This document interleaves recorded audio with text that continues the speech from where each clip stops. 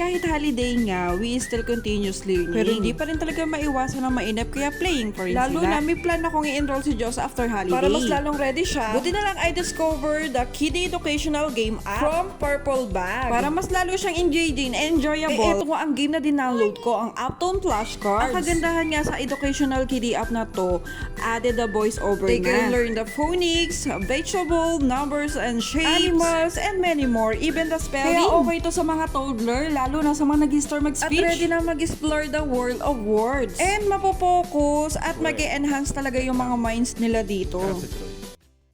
Heart.